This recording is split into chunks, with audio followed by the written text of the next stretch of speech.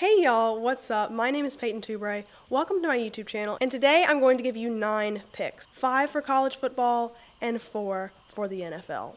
Let's do it. First of all, I just want to apologize if I sound funny, if I'm a little low energy today. It's because I'm sick, but I'm still here. I'm still making this video because last time I checked, money doesn't get sick.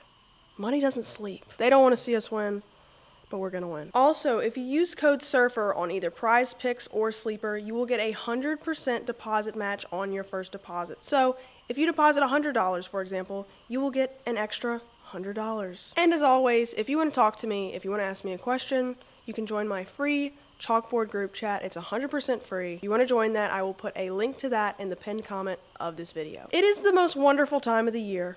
It's Rivalry weekend. And, you know, I had to cook up some plays for y'all. Alright, so starting off with the first play, Washington plays Washington State, who I think is very capable of scoring on their defense. So if Washington State scores a ton, then Washington will also have to in order to beat them. Last week, it was pouring rain and Rome Odunze had 100 yards and 2 touchdowns. I think this game will be high scoring and a lot of offense. This will be Xavier Legette's final game in college. He ranks 7th in the nation in receiving yards. Even though South Carolina doesn't have much to play for, it's still a rivalry game. So I expect them to get up for it. So what I'm hoping Clemson scores a lot of points. And that will cause South Carolina to have to pass a lot in the second half. Alright, on to our next play. Tagovailoa is averaging 271 passing yards over his last 5 games. Felton is averaging 4 receptions over his last 5 games. Hemby is averaging 3 over his last 5 games. We already know my glorious LSU Tigers are playing to get Jaden Daniels the Heisman. I mean, LSU has just been going crazy all season. I don't even have to tell you about that. But especially the past few weeks. So Jaden Daniels over 81.5 rushing yards. You know I had to take the over. Also, I'm almost done editing the full-length interview that I did with Jaden Daniels, which will be coming very soon to this channel, so make sure you stay tuned for that. On to the next play. Marvin Harrison Jr. has scored at least 1 touchdown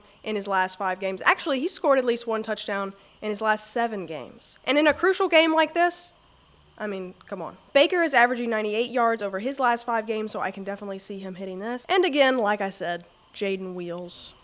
Go Tigers. And the game of the week, Michigan versus Ohio State, which I can honestly see going either way, which is why I created 2 different plays for this game. Some years, this rivalry is super high scoring, and sometimes it's a defense game with a lot of field goals. So for that, I did one for each scenario. Do with this what you will. You'll probably notice that I like to pair teammates together, and the reason I do that is because if that team's offense has a big day, then usually the quarterback and the wide receivers will all hit their projected numbers. I can definitely see Baltimore versus the Chargers being a high-scoring game. The Chargers are notorious for being in high-scoring games, even if they don't win. Gus Edwards got a touchdown in 5 of his last 5 games. Lamar is going to go in there. He's going to lead the game with multiple touchdown passes, and the Chargers will be tailing close behind. And on to the next play. Stafford is only averaging 206 yards per game. He's gone under his projected average in his last 5 games. So this should be a similar game as it was against the Cardinals a couple weeks ago. Kupp has been struggling with an injury all year and has just been underwhelming. And the Broncos country is finally riding, like I said they would.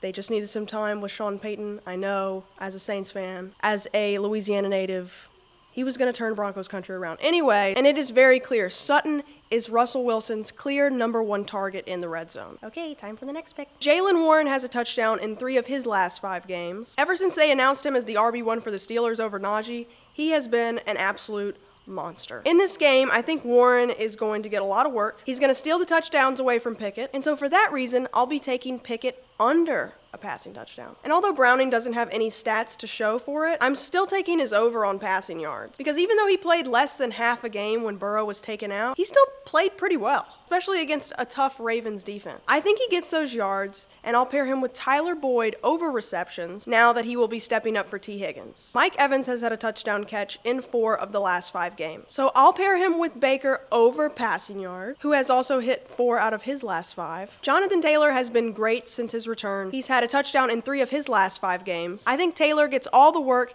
and he takes away those touchdowns from Minshew. Alright y'all, thank you so much for watching this video. Make sure you use my code SURFER on either Sleeper or PrizePicks, because if you do, you'll get 100% matching on your first deposit.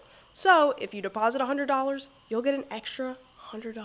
And again, if you want to talk to me, I will leave a link to my chalkboard group chat in the pinned comment of this video. Stay handsome, stay classy, and we'll see you next time.